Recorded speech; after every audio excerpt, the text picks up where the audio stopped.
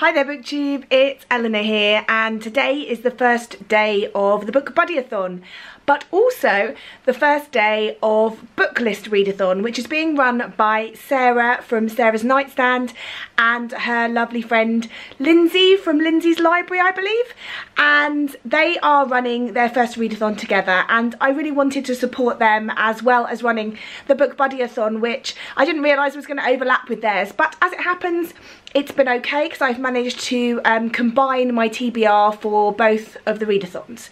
So this week I'm going to be doing the Booklist Readathon but also Bookbuddyathon, because all the books I'll be reading I'll be able to tick off my bingo board for Bookbuddyathon. So I'm going to vlog this week and let you know how I get on with my reading, but I thought I'd check in now and just show you the books that are on my TBR for the readathon. If you have seen my TBR for Bookbuddyathon, you will already have seen most of, well, all of these, but I'll quickly go through them now and let you know which ones I'm starting off with. One of them that isn't on either TBR but is a book that I have to read this month is the Tenant of Wildfell Hall by Anne Bronte. I'm reading this with a group of lovely ladies who commented on my video a big book SOS, and I will be buddy reading this with them on Voxer. We are reading around 150 pages a week, so I will need to get my 150 pages in during this week as well, so I will be documenting that. But the books that are actually on the my TBR for the Booklist Readathon are Dress Code for Small Towns by Courtney Stevens, It Ends With Us by Colleen Hoover, Watch Us Rise by Eileen Hagen and Renee Watson, The History of Bees by Maya Lund, and volume 9 of Saga. And I'm actually going to be starting with volume 9 of Saga and The History of Bees, because these are both ones that are really sort of calling to me at the moment that I want to read. So I shall be starting with these, and I will come back to you throughout the week and let you know how I'm getting on, and maybe give you a sneak peek into some of the things that I'm doing in my life.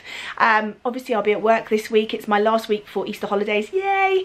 So I will be at work during the day, but I'm doing a few things in the evening, so I may bring you along and try and get as much reading in as possible. So I'll come back to you a little bit later and let you know my thoughts on these. Hello, so I've just finished Saga volume 9 and I really enjoyed it. Actually, this one I really enjoyed, I think, more than the last few volumes. I think I'd sort of got to the stage where I was feeling like the story wasn't being progressed. It was kind of, I don't know, it didn't feel like it was flowing. It didn't feel like it was, I don't know, not going anywhere. I just felt it was a bit stagnant, and I really enjoyed this. We sort of stayed in one place really, but the relationships became much more interesting, and it sort of took a different turn, and this is a solid 4-star series for me. I really enjoy reading these and sort of just getting sucked back into this storyline, and I have absolutely no idea where we're going to end up each time I pick it up. I don't know who's going to die, who's not going to die, what sort of situations they're going to get themselves in, so I really enjoyed it. So like the others, I gave this one a 4-star, and now I'm going to move on to The History of Bees. Okay, a really quick update. Since I last spoke to you, I have read 150 pages, well, I listened to it on audio, of The Tenant of Wildfell Hall by Anne Bronte, and I'm really enjoying this.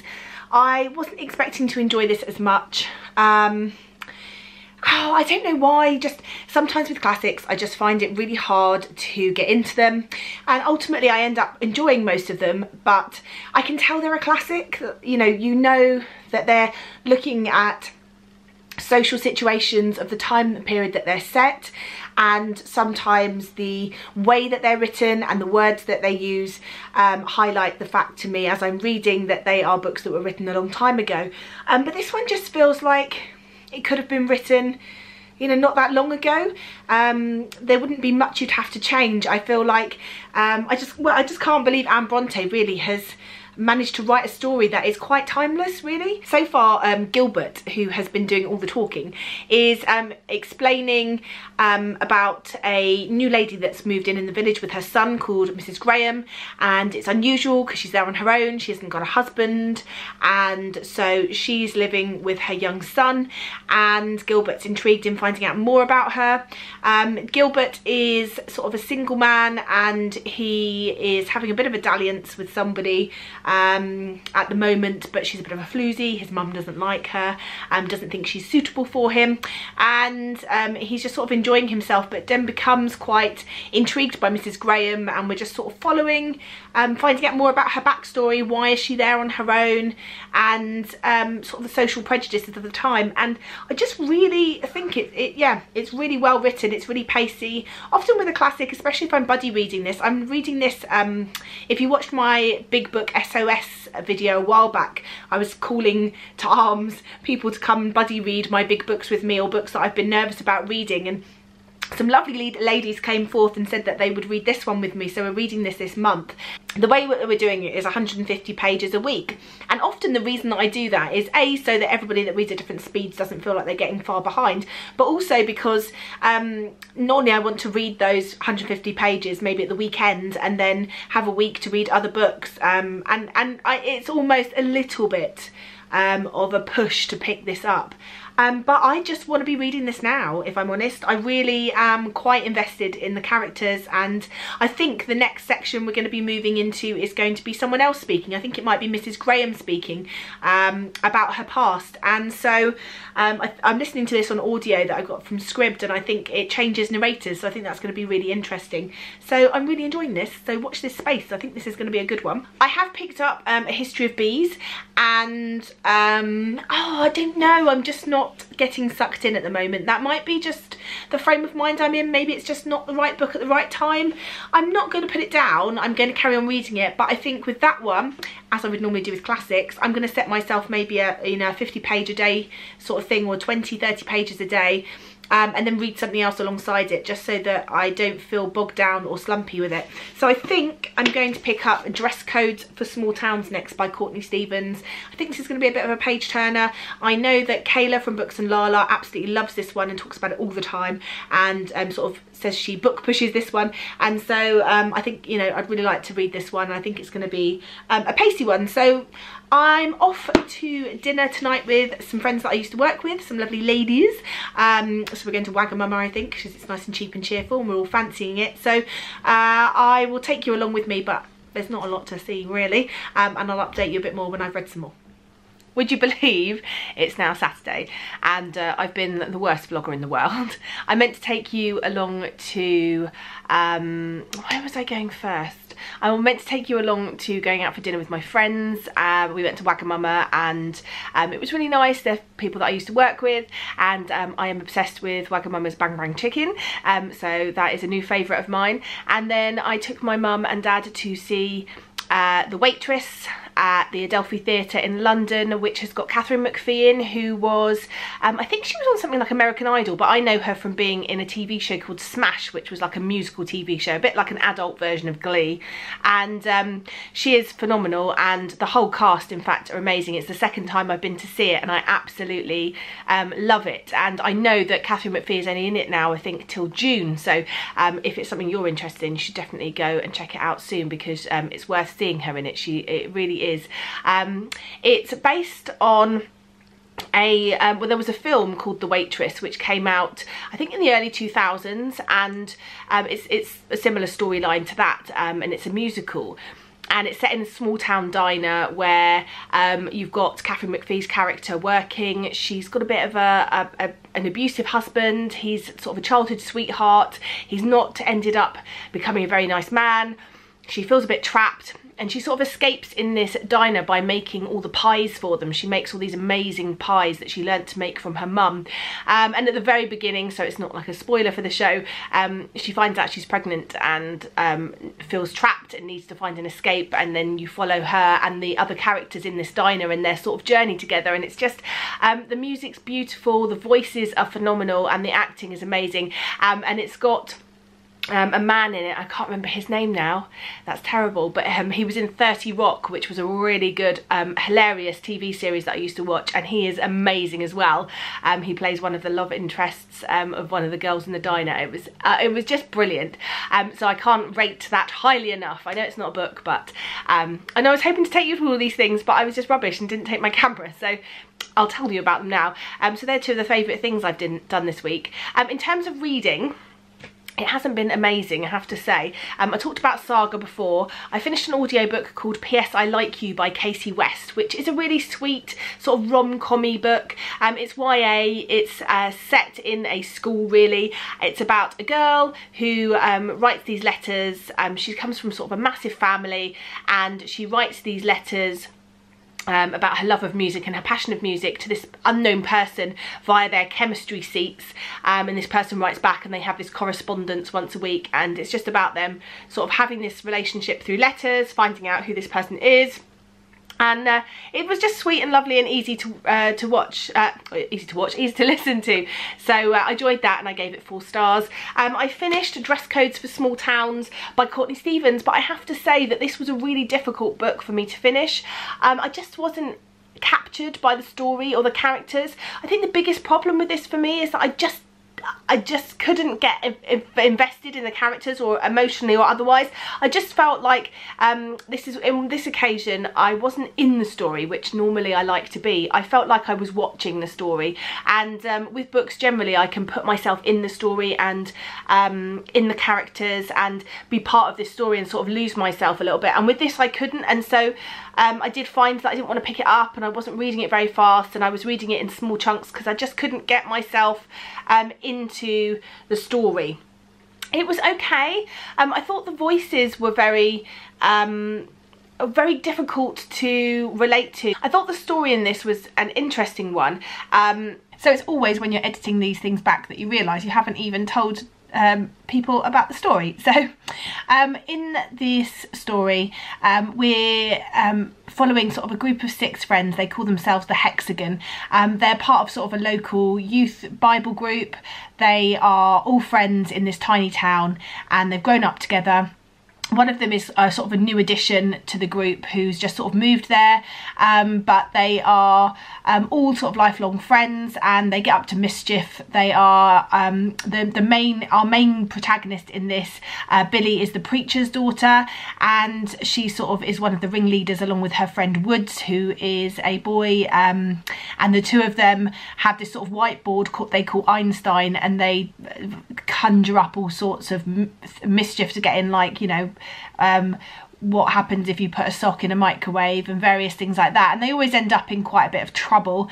And Billy is a tomboy. She is you know, she just dresses how she wants to dress and how she feels comfortable, but it leads to a lot of confusion with the sort of older generation in the town, and also I think to other people, her peers, when they're trying to work out who she is, you know, who she's interested in, and who she is as a person, which I think is really interesting. That in itself is quite an interesting topic, you know, looking at how you portray yourself and how people perceive you compared to perhaps how you feel that you are, or the person you are, and should you have to dress or conform into a certain way so that people feel comfortable. And no is my opinion, but it's interesting to see it play out in the book. And so they make a mistake and something happens in one of their exploits, and then they end up doing a bit of community service.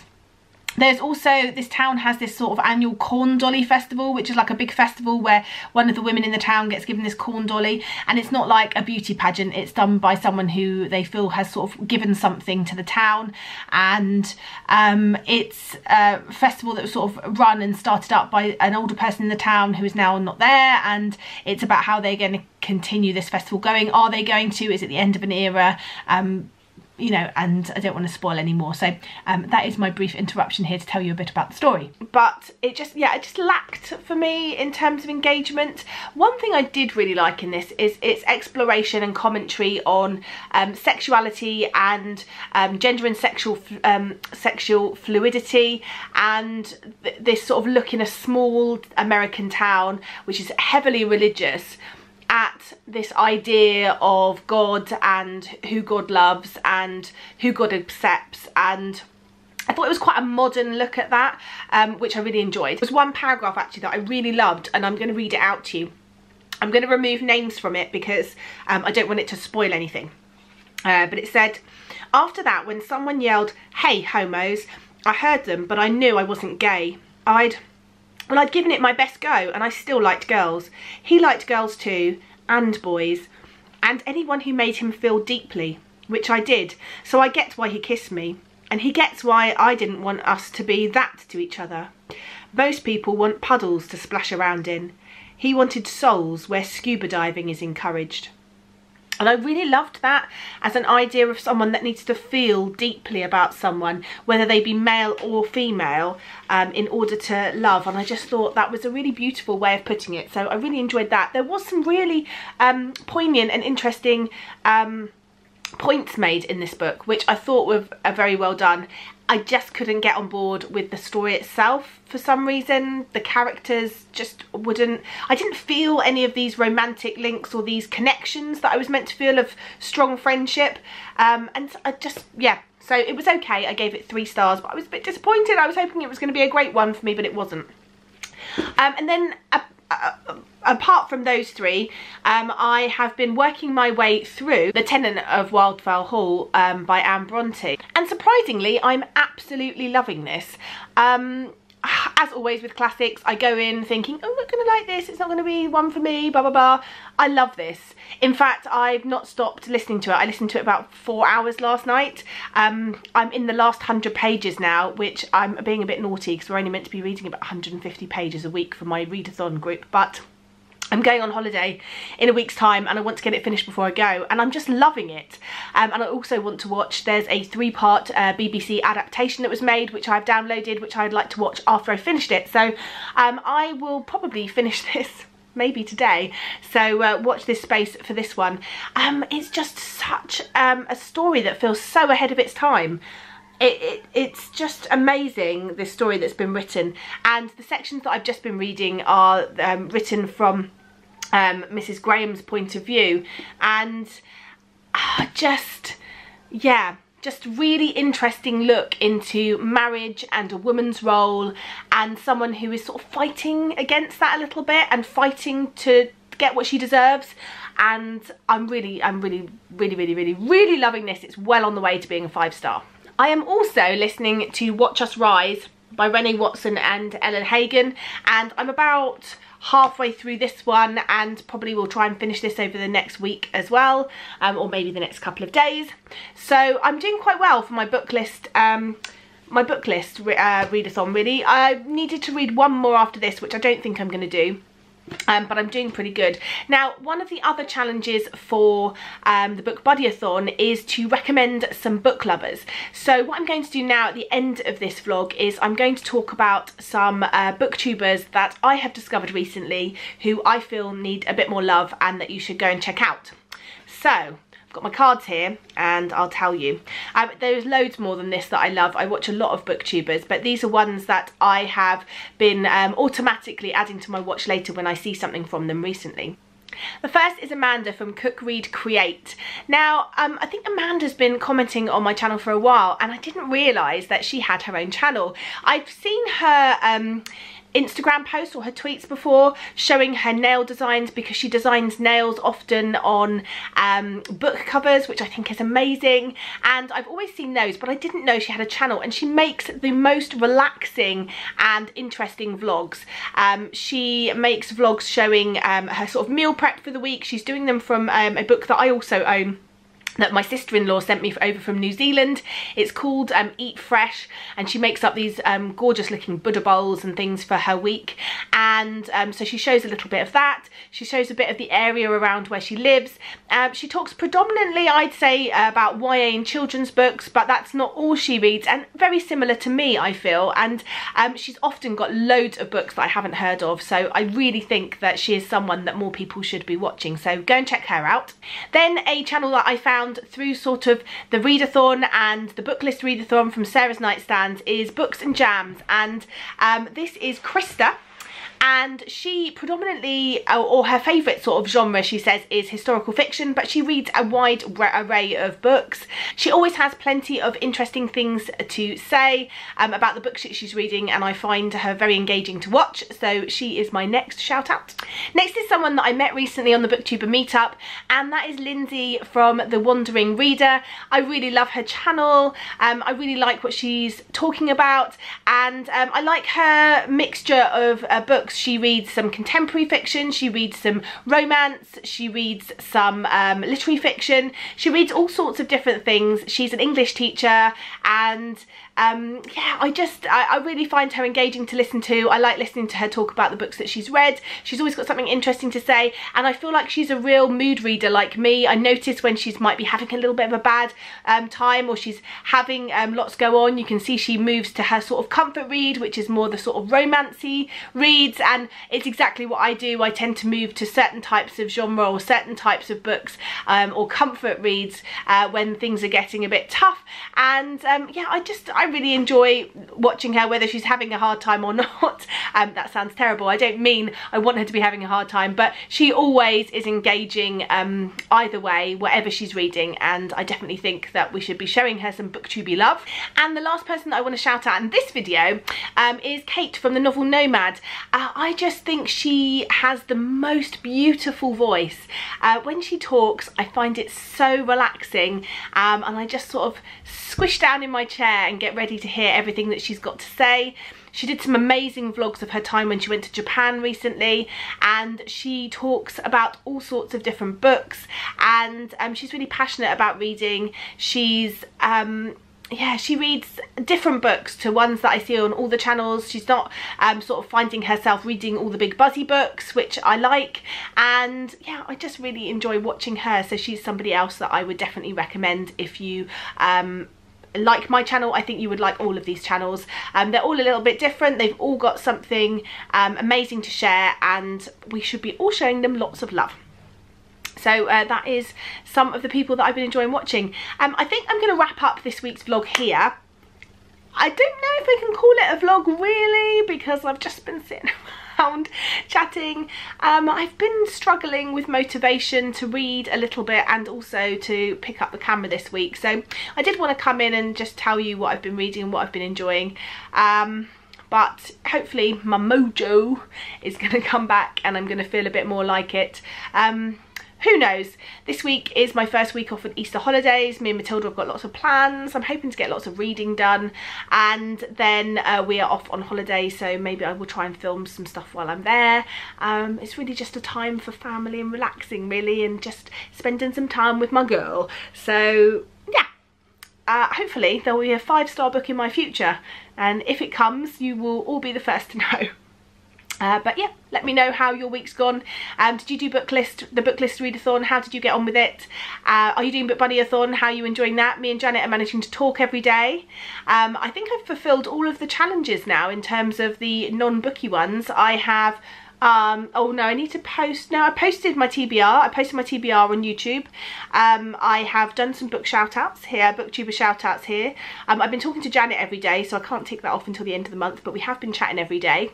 And I have read for an hour in one go, which was quite good. I listened to my audiobook last night for a good 2 or 3, maybe 4 hours.